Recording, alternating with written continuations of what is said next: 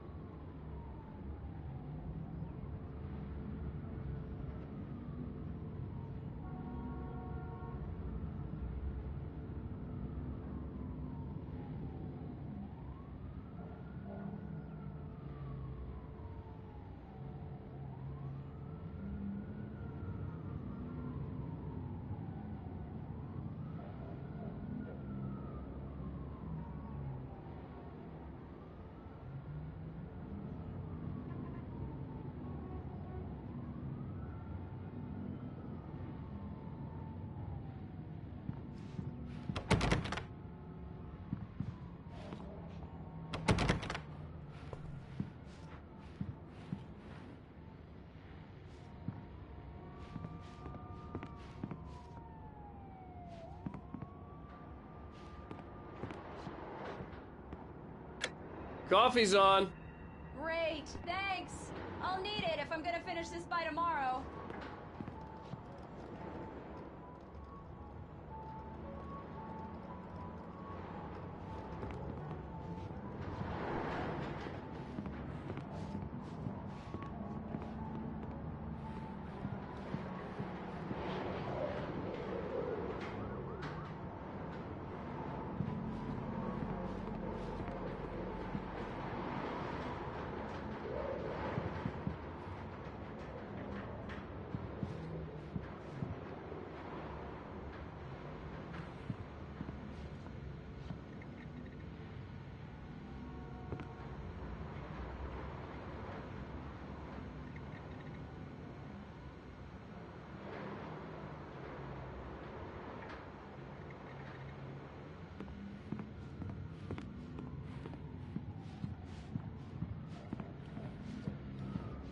Oh, hey, I just finished those cover mock-ups. They're on your desk. Tell me what you think. No kidding. I didn't think you'd get them done this quickly. On occasion, I can perform all sorts of miracles, my dear. Oh, really? Well, you seemed to think so last night.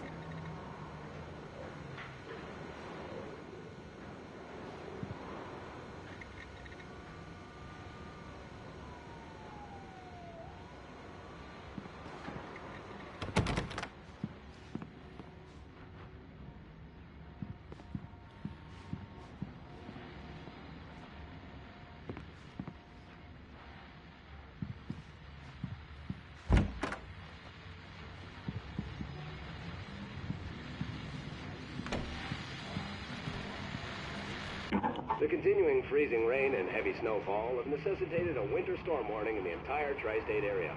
People are advised to stay indoors, as many roadways are already closed, and city officials are not expecting snow crews to keep up with the weather. We're now on the third day of the blizzard, and the weather is not expected to clear up anytime soon.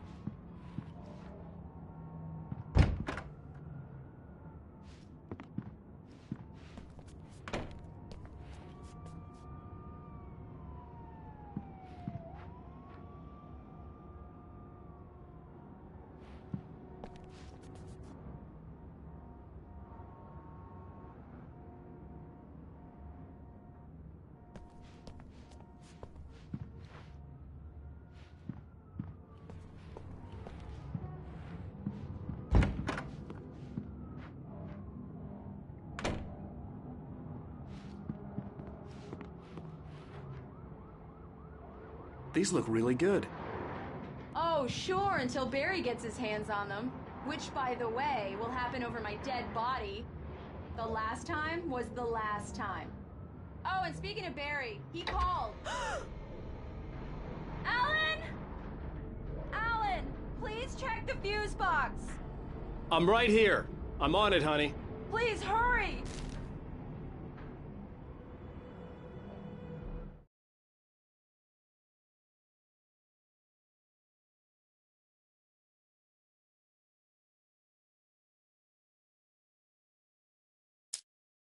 It's true what they say about the fall and the sudden stop at the end. I'd lain here in the snow while the lurid chain of scenes that had led me here kept playing in my head. A rerun of my own private snuff movie. A memory of my corpse. Alone at my own wake. Thinking in metaphors again. The femme fatale was gone. Only a sour taste remained of the kiss that killed me.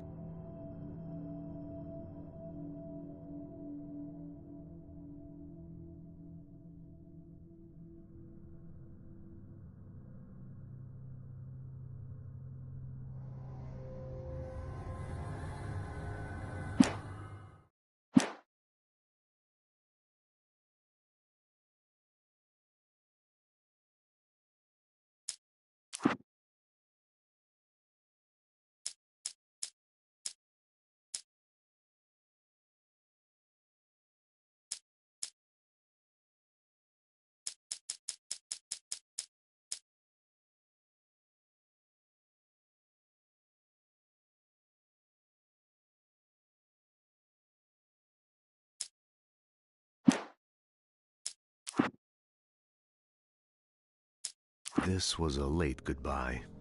13 years after I'd gotten my revenge, it had finally caught up with me. It had been a long time to bear the pain. My blood painted the snow red. A gruesome slushy dissolved all the scattered painkillers and leisurely dripped down to the sewer, mingling with the bile of the city, becoming one with it. I can see them now. My wife and my baby. Honey, I'm home.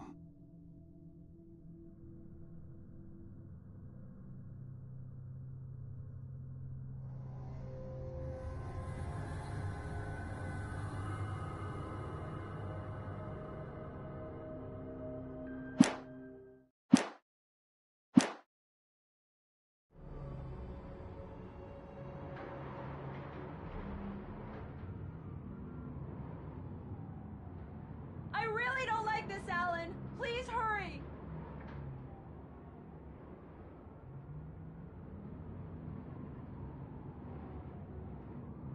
Alan! I really need those lights on.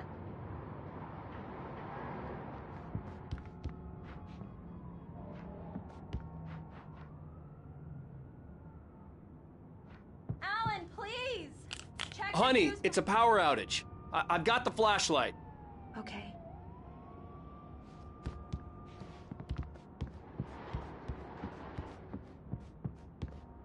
Hi. You okay? I'm sorry. It just really spooked me. Don't worry. We'll just break out the candles.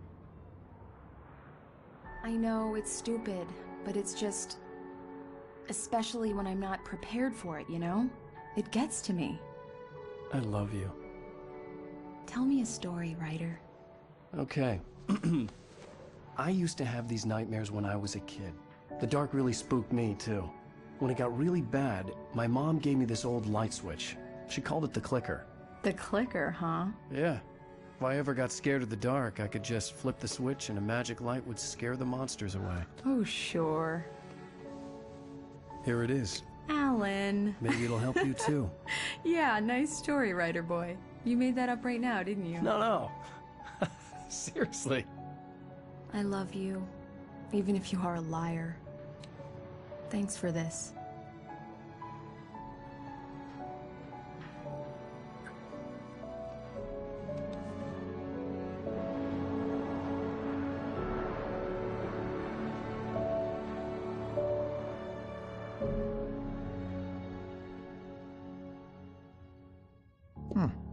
How do you feel, Mr. Wake? Any nausea, disorientation, anything like that?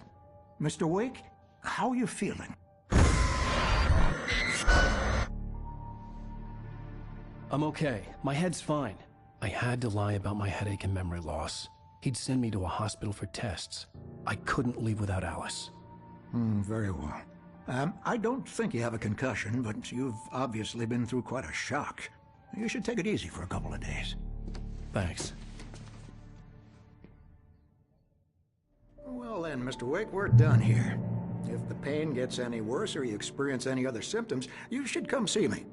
I'll let you get on with it then. Sarah, Sheriff Breaker, is waiting for you. She's very good at her job. I'm sure she can locate your wife in no time. Doc Nelson was the image of a small-town doctor. Sheriff Breaker had called him to the station to take a look at the cut in my head. I'm sorry you had to cut your morning fishing short for this, Doc. Oh, she's a beauty, ain't she? Not the biggest I ever caught, if you can believe that coming from an old fisherman like me, but she's right up there. Now, she's a largemouth bass, which is what you're after if you prefer a lure. Now, if you want either trout or salmon, on the other hand, then it's fly fishing for you.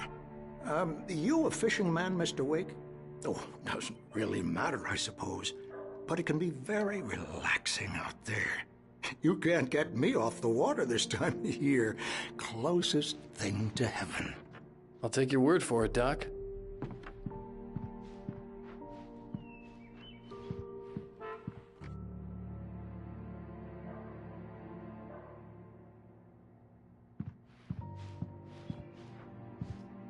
I believe you'll find the sheriff in her office. Just go down the corridor.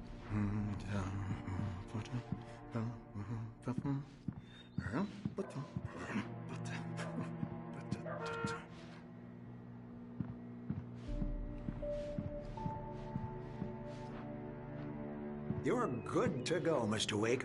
Sarah's probably waiting for a chance to talk to you.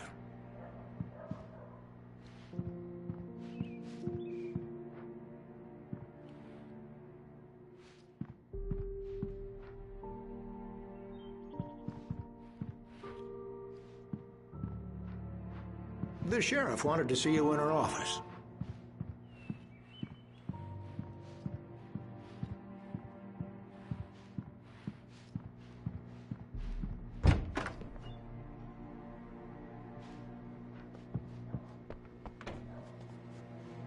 Thank you for testing the lights, Miss Weaver. Everything seems to be fine. I don't have the luxury of being complacent. Will need changing soon. You can't change them in the dark. I'll be sure to take care of it, Miss Weaver. Have a nice day now. Very good. I'll come back later on to remind you, just in case.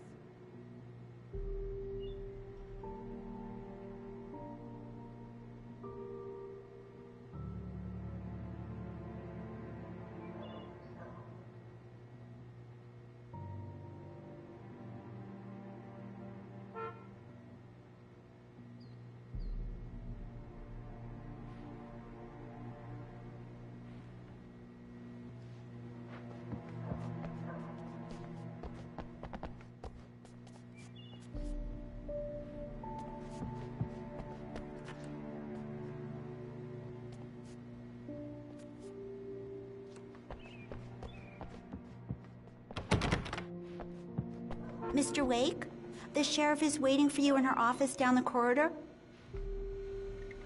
That was Cynthia Weaver. I guess you can call her the town eccentric. She used to be the editor of the local newspaper, but she's focused on, other things these days.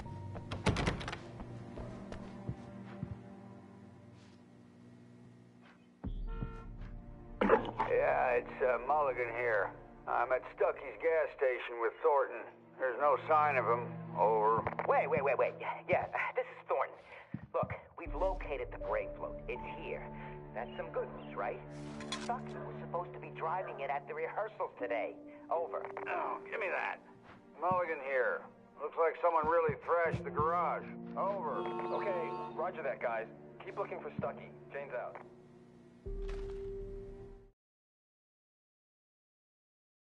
Alice looked through the viewfinder, lining up the shot. Cauldron Lake was breathtaking. Something caught her eye. A figure standing in the shadows behind the cabin, like a thin woman in a black dress. She lowered the camera and looked again. No one there. Just a collection of bushes that looked vaguely human-shaped. She shook her head and laughed.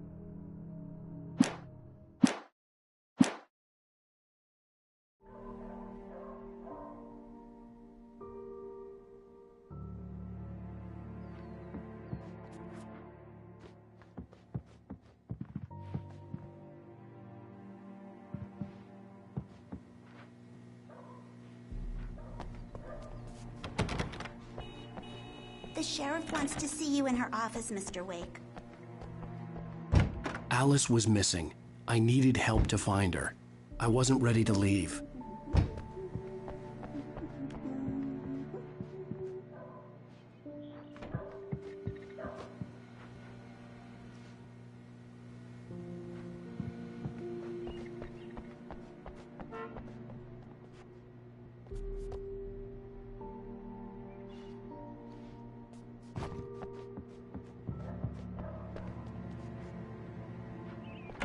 Come in, Mr. Wake. Your phone's on the desk. The battery was dead. It's charged now. Have you started looking for my wife yet? My men are already on it. Now, can you tell me what happened? I'm not sure. I can't remember. We were arguing. I walked out of the cabin. The cabin on Cauldron Lake? How did you end up at Stucky's gas station? I wanted to tell her what had happened last night, but I couldn't. She'd lock me up. Excuse me. I need to take this. Hello? Alan, please help me. Alice? Stop talking to the law. You'll do exactly what I say if you ever want to see your wife. Who is this? Go to the back lot. There's a hole in the fence on the left. Look inside the junker. I left a little something there to convince you we're all on the same page here. After you ditch the cops, you're gonna meet me in Elderwood National Park. There's a spot called Lover's Peak. Midnight. Don't do nothing stupid, pal. We're watching you.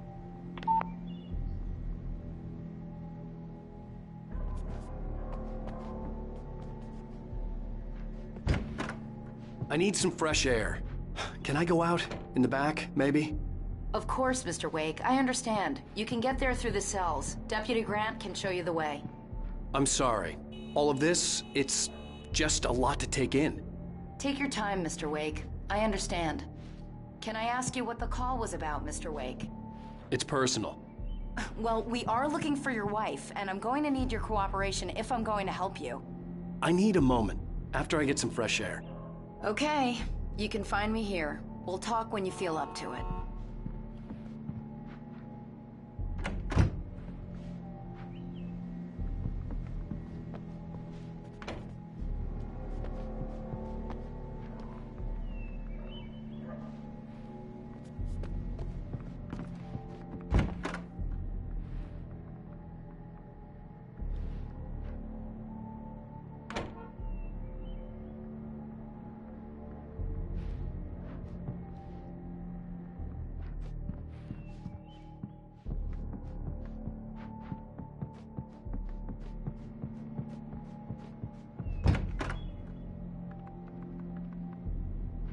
Mr. Wake, can I help you with anything?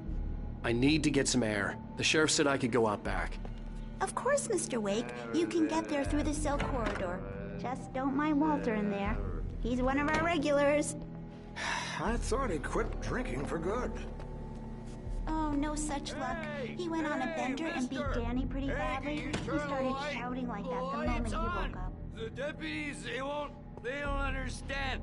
They won't listen to me. I need it to be bright in here.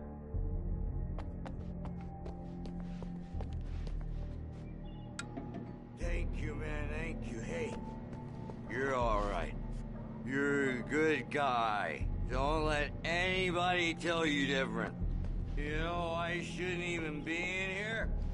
The cops, they got it all wrong. See, sure, I beat him up, but I wasn't drunk. I mean, I wasn't drunk at the time.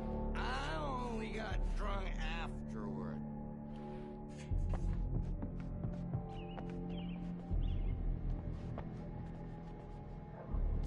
Hey, listen. Listen, you gotta listen carefully now. Here's the kicker. That wasn't Danny. No, sir. It only looked like him. You wanna know who it really was? I'll tell you who it really was. It was a goddamn space alien! I know it sounds like something a drunk would say, but believe me, I wasn't drunk then.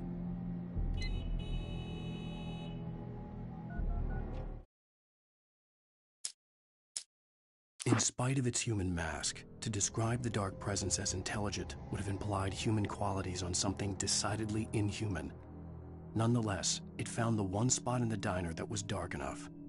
Some light spilled into the corridor, ravaging it. But it took the pain.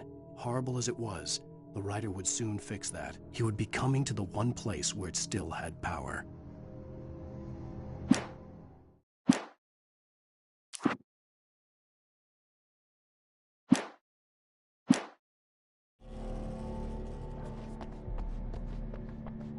The early morning light hurt my eyes and made my head ache. The man on the phone had said, "Go through the fence on the left."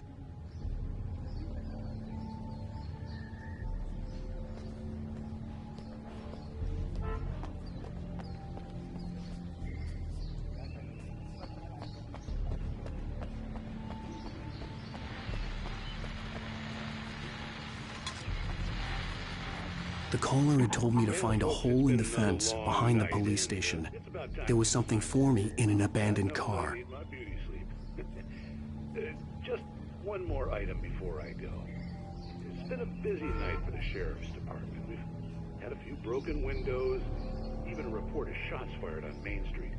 Deputies Mulligan and Thornton had to deal with two intoxicated young men who were celebrating the completion of their Deer Fest float. Now, folks, we get this every year. I know it's exciting, the big day's almost here, but let's save it for the party and leave the gunplay for the shooting competition, huh?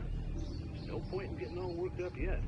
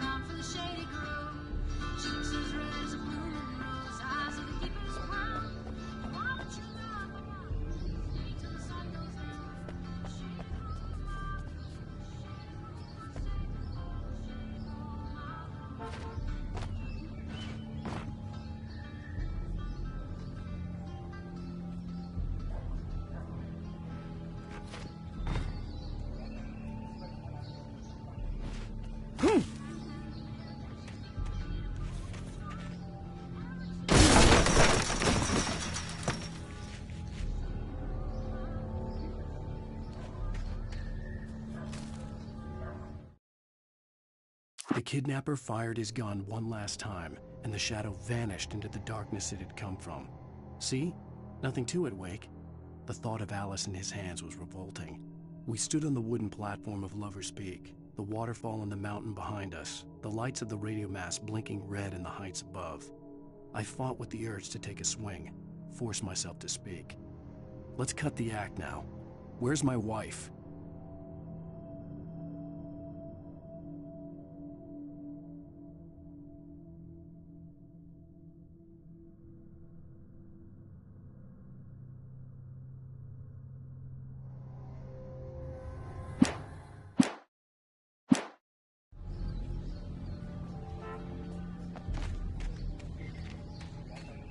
Alice's driver's license had been placed on the front seat. The caller meant business.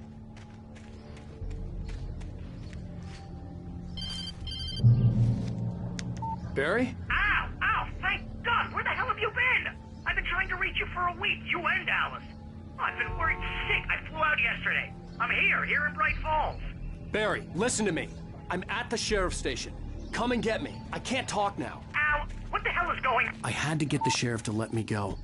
I needed to get to Elderwood National Park to meet Alice's kidnappers.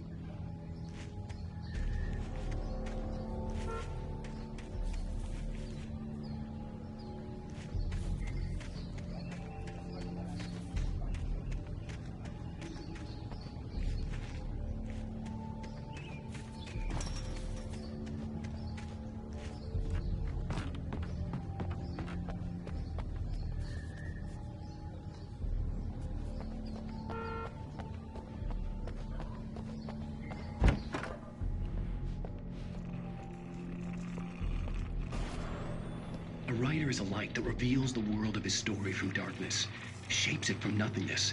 The way a sculptor carves a statue from a block of granite. If I stop, the world I'm making dies. Darkness will reclaim it. It's a long, hard journey into the dark. Alice's life is at stake, but I can't think about that, or I'll lose it. The dread lingers at the edge of perception. I'll push on. Anything is possible here. I'll write the story. I'll save her.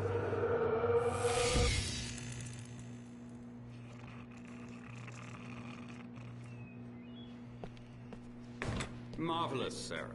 I just wanted to settle all the damage the Anderson brothers might have inadvertently caused on their recent and regrettable little outing.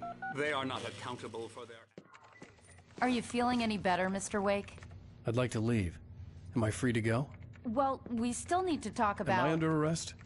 No, of course not. But I need to know where you'll be staying so I can get in touch with you. I'd avoid the motel. The Majestic is known for its roaches. The cabins at Elderwood are pretty nice, though. That sounds perfect. I'm Dr. Emil Hartman. I'd like to invite you to stay at Cauldron Lake Lodge. Did you talk to my wife? I had the pleasure of discussing your situation with her on several occasions. Did you set something up with her? I invited her here. My clinic is a place where... Oh! Hey! Oh, my! Take it easy. Hey, nobody move! Get your hands off of my client! Who are you? I'm Barry Wheeler, his agent. If you have business with Mr. Wake, you talk to me.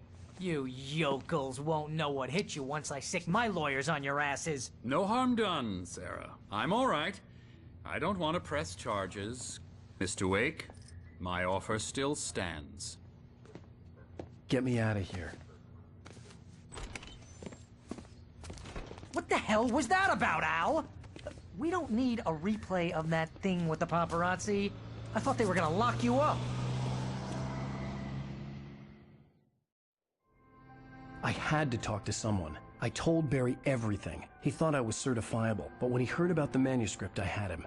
The fact that I'd written something, even if I couldn't remember it, was enough for him. He smelled money. And he believed that Alice had been kidnapped. Anything beyond that was another story. I had a midnight appointment with the kidnapper in a place called Lover's Peak, somewhere in Elderwood National Park. The plan was to rent a cabin. I don't like it, Al. I don't like any of it. It's not good. In fact, it's the absolute opposite of good.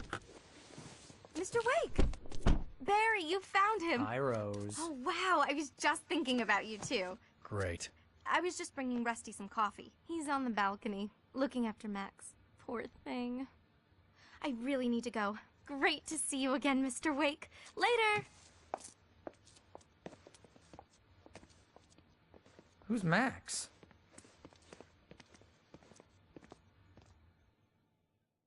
What an airhead. Jeez, Mr. Takes a swing at everybody. This is not her fault. She's a very nice girl and, more importantly, a fan.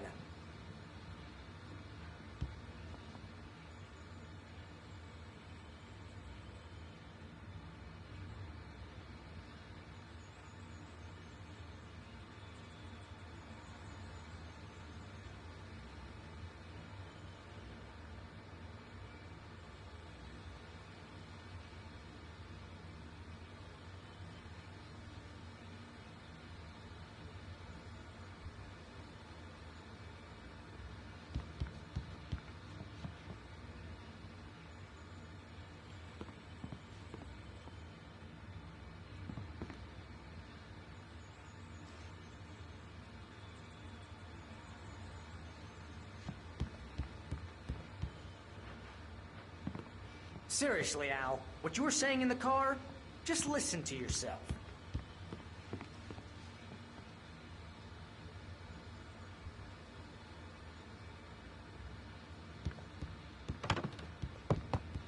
What, you shot a guy and his body just disappeared? When was the last time you slept? What, are you high? Have you been drinking? No! Look, Barry, I'm missing a week, and someone's got Alice. Do you and understand everything's just... what it sounds like when you say stuff like that? Don't get me wrong, it's a good story, could be a bestseller.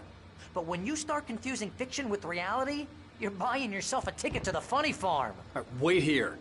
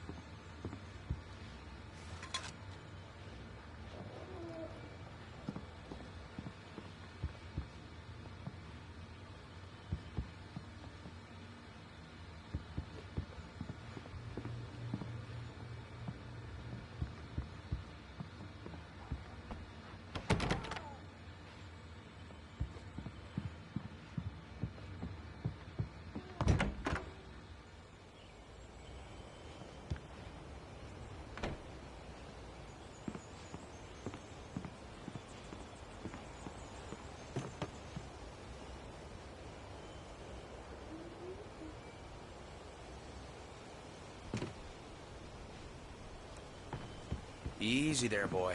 I'm almost done. Hey, Rusty, right? You rent cabins. Oh, Mr. Wake. I'd shake your hand, but mine are kind of full here. Actually, I'm sorry about this. Would you mind grabbing the registration form from the desk? It's just across from Bucktooth Charlie. Okay, sure. What happened? Crazy poachers. Max here got his foot caught in a trap. They're illegal to use here. Hell, you're not supposed to hunt within the park at all. But that doesn't stop some lowlifes. Well, at least Max is gonna be okay. He got lucky. Max is still groggy from the shot I gave him, and I'd rather not leave him alone just yet. The form's on the desk across from the mammoth skeleton.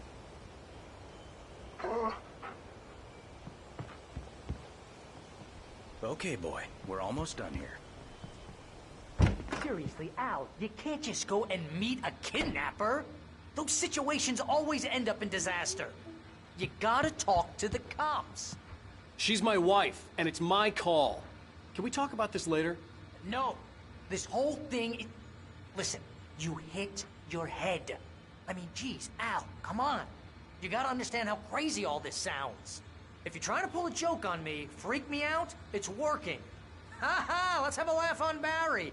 Well, you had me going there real funny, Al. You can quit it now.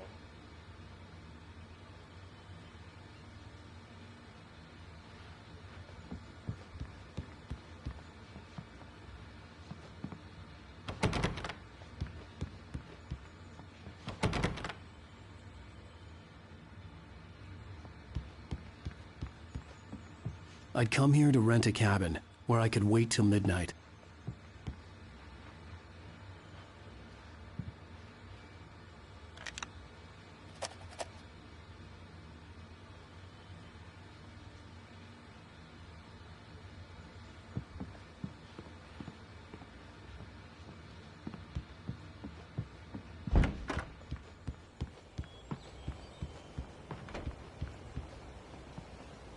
I think this is the form you wanted. And here are the keys. Okay, you're all set, Mr. Wake. Glad to have you staying here. Thanks. Can you tell me how to get to Lover's Peak? Oh, sure. It's at the end of the nature trail. Just follow the paths, you'll get to it eventually. It's an easy walk. Nice spot, too. If you have any trouble finding it, just keep your eyes on the radio mast. It's right below that. Oh, and hey, if you take a walk in the woods, watch your steps so you don't end up like Max. I guess I'm a little worried. We got a bunch of campers out there we haven't heard from. It's not like these people are on a schedule, but with the traps, well, you know. I just don't want any trouble. Right. Thanks.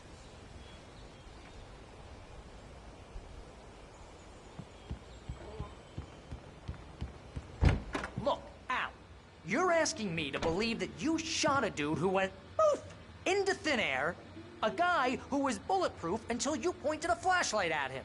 You hear that from people who end up spending time in padded rooms, strapped to their beds, wearing white shirts with too long tangled up sleeves. and eating a healthy diet of pills. Al, you make cruel jokes about people who believe that kind of stuff. You're the skeptic. You gave me an hour-long lecture on homeopathy last month. What was it? If there's no proof, it's pure bullshit. Period. Guess the laugh's on me then. Al, come on! I mean, okay. Okay, maybe something weird happened to you, okay? Well, thanks for the heartfelt vote of confidence. All I'm saying is you gotta throw me a bone here, bestseller. What would you think if it was me? There's no way you should be going out at midnight with a gun. No one asked you to come here, Barry. Either work with me on this or go straight back to New York. Your choice.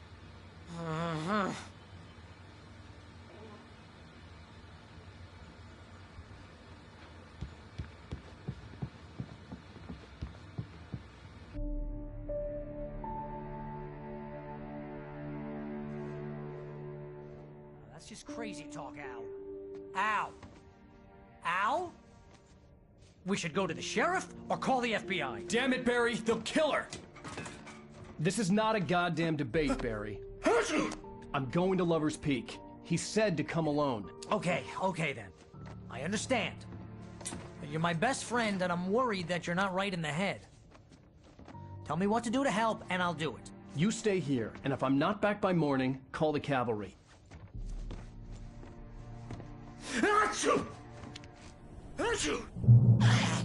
Just be careful with the natives, Al. These yokels are dangerous. Everybody hates a tourist, or it'll be Deliverance all over again. Bless you. Oh, this place is trying to kill me. I'll bet there's mold in here, spores, poison ivy, God knows what. This is so not worth a 15% commission.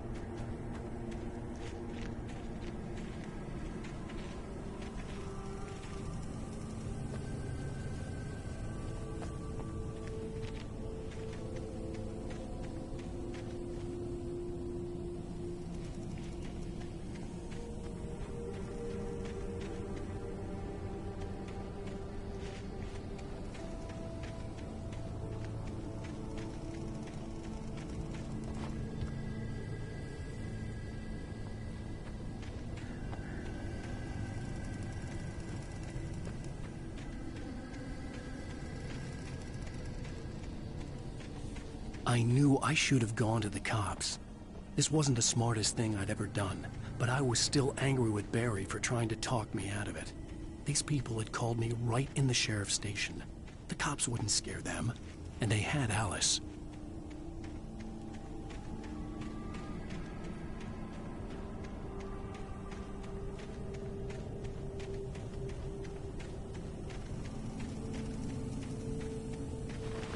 I'll wait here, Al. I'll hold down the fort.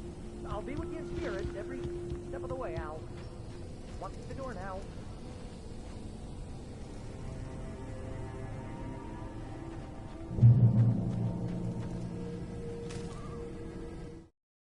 Barry had never gotten along with Alice, but he knew Alan loved her with an almost frightening intensity. And now something had happened to Alice. And here was Al armed with a gun and saying things people got put in padded cells for. It was as if his friend had experienced a massive psychotic episode and was now totally disconnected from reality. It scared the shit out of Barry.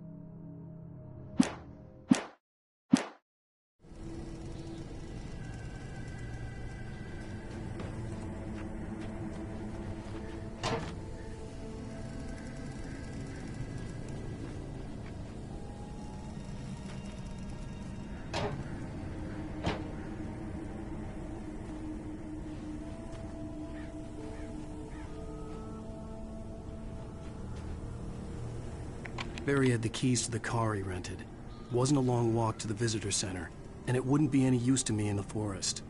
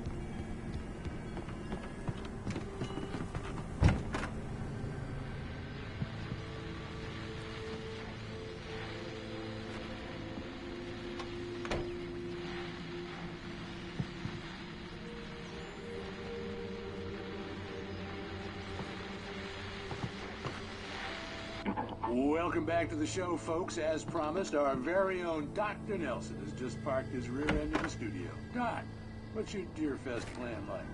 My plan? You make it sound a lot more organized than I ever seem to manage.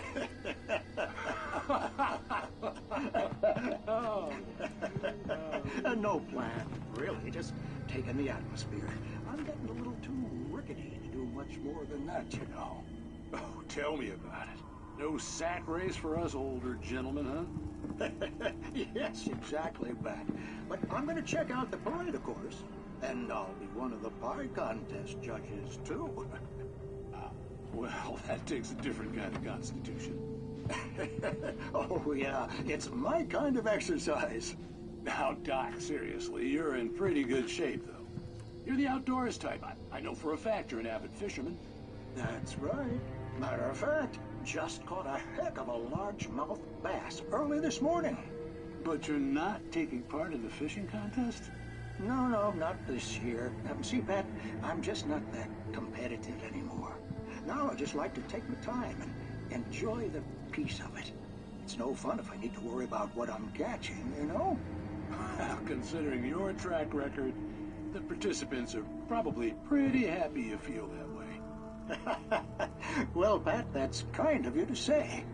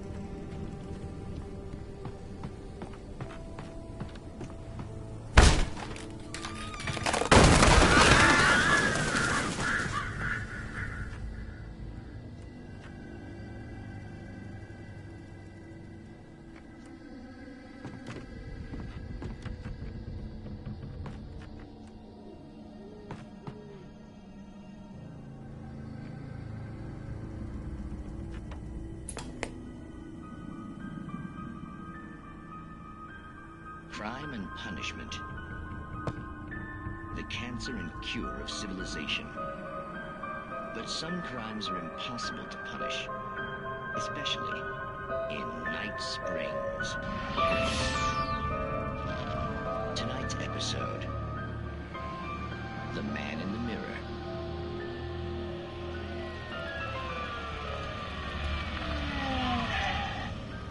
He's inside, Agent. He's a weird one. So, you're confessing to killing that guy, huh? Why? Had it coming? Yeah, but why would you do that? I mean, you're a nice guy. Normal. Took a kid to a soccer game. So how come at the game, you pick a guy and, quoting from the arresting officer's report here, assault the victim's head area repeatedly with the weapon of choice being a pair of bare fists? Wow, that sentence really flows, huh? Maybe you're not the literary type. Okay, so you mess him up. But why? Who was that guy? We couldn't ID him. Why would a guy like you do him like that? I didn't like his face? Well, you must have hated it, because you really went to town there. I mean, there's no way to tell what he looked like. No ID on him either. That must be difficult. But then we ran the fingerprints. Got a match. Your prints. Identical. Huh, how about that? Your son said you were wearing a white shirt when you took him to the game. But the white shirt is on the dead guy. It's plenty red now. You won't get away with this. Do you really think that's in any way relevant to me? I had plenty of time to talk to my boy before the cops arrived, you know? He won't stop screaming, am I right? You think he's ever gonna be okay? I left my mark. Believe me. You bastard. What? You gonna shoot me? What's the point? I'm going to prison. You got me. I don't understand any of this. And you never will. Don't worry. Maybe you'll see me again, Agent. Maybe in the mirror.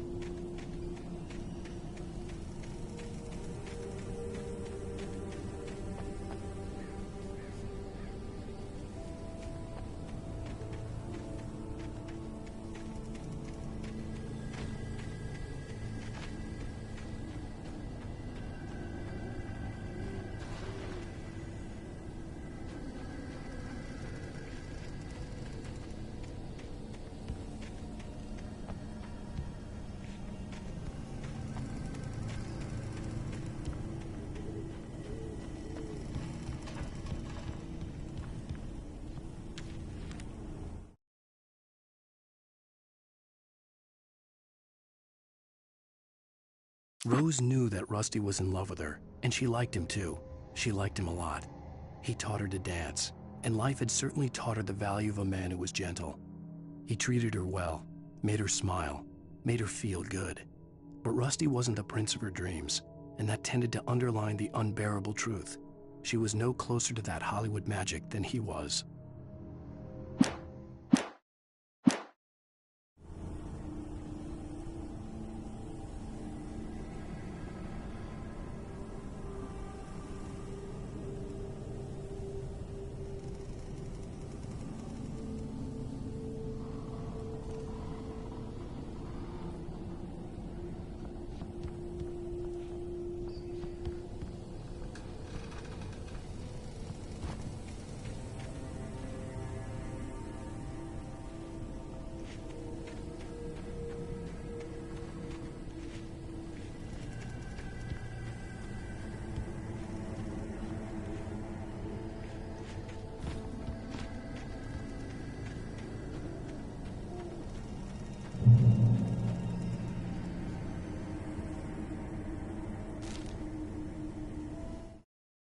The air in the visitor center was heavy with an awful smell, as if some rotten drowned thing had crawled up from its grave. Rusty kept coughing blood. My eyes were drawn to the twisted shape of his broken leg. The attack had been vicious. Max whined in his cage. Rusty's eyes were wild with fear and terror. He gasped. "Mr. Wake, it happened just the way it was on that page."